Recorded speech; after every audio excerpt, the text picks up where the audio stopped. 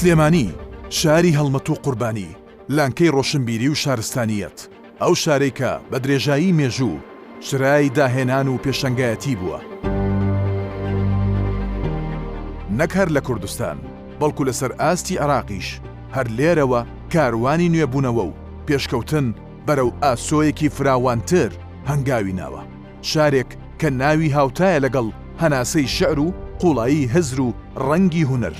قەڵایەک کە هەرگیز سەری بۆ تاریکی دا نەنواندووە.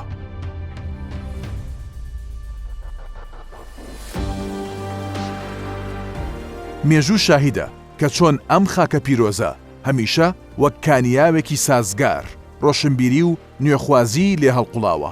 شارێک کە تەنها بەرد و دیوار نییە بەڵکو ڕۆحێکە پڕ لە ژیان، پڕ لە چیرۆکی خۆڕاگری و داهێنان، بزوتنەوەی فکری و کولتوری و زانستی وەک ڕووبارێکی بەخڕ بەرەو ئاقارە جیاوازەکانی کوردستان و عێراق ڕژاوە، تۆی هۆشیاری و پێشکەوتنی چاندووە.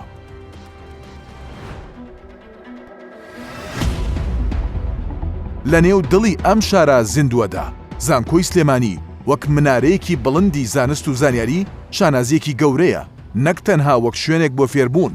بەڵکو وەک کارگەیەک بۆ پێگەیاندنی بیرمەند و داهێنەر و سەرکردەی داهاتوو، نەوە لە دوایینەوە لێرەوە چەکی زانستیان هەڵگرتووە و بوونەتە چرای ڕووناکەرەوەی ڕێگای کۆمەڵگا، زانکۆیەک کە گیانی لێپرسینەوە و توێژینەوەی زانستی تێدا پەروەردە دەکرێت، درێژە پێدەری هەمان ئەو ڕوحە نوێخوازەیە کە سلێمانی پێی دەناسرێتەوە.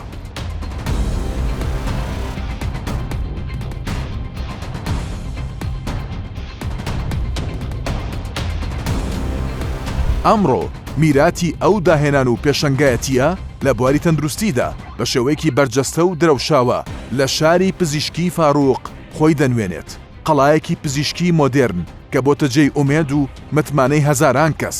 لێرە سنوورەکانی پزیشکی تەقلیدی تێپەڕێنراون، نوێترین تەکنۆلۆژیای پزیشکی جیهان لەگەڵ دەست و پەنجەی زێڕینی پزیشکانی پسپۆڕ و ستافێکی لێهاتوودا، جۆرەها خزمەتگوزاری پزیشکی ئاست بەرزیان خوڵقاندووە، نەشتەرگەریە ئاڵۆز و دەگمەنەکان کە پێشتر تەنها لە وڵاتانی پێشکەوتوودا ئەنجام دەدران، ئێستا لێرە لە سەرخاکی خۆمان بە سەرکەوتویی جێبەجێ دەکرێن.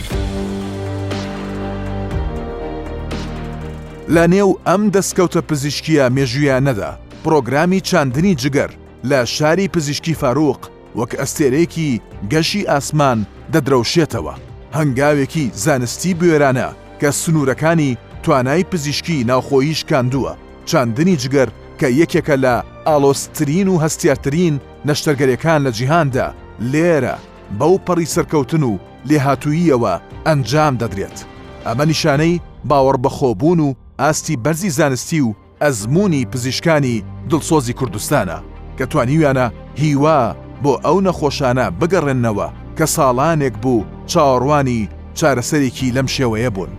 هەر نەشتەرگەریەکی سەرکەوتووی چاندنی جگەر چیرۆکێکی نوێی ژیانە، چیرۆکی گەڕانەوەی هیوا و زەردەخەنەیە بۆ سەرلێوی نەخۆشێک و ئازیزانی، بینینی ئەو کەسانی کە دوای نەهامەتێکی زۆر جارێکی تر بە تەندروستێکی باشەوە دەگەڕێنەوە نێو کۆمەڵگە و ژیانی ئاسایی خۆیان دەست پێ دەکەنەوە، گەورەترین پاداشت و مای شانازیە بۆ تەواوی ستافی شاری پزیشکی فاروق و بۆ هەموو کەرتی تەندروستی لە کوردستان.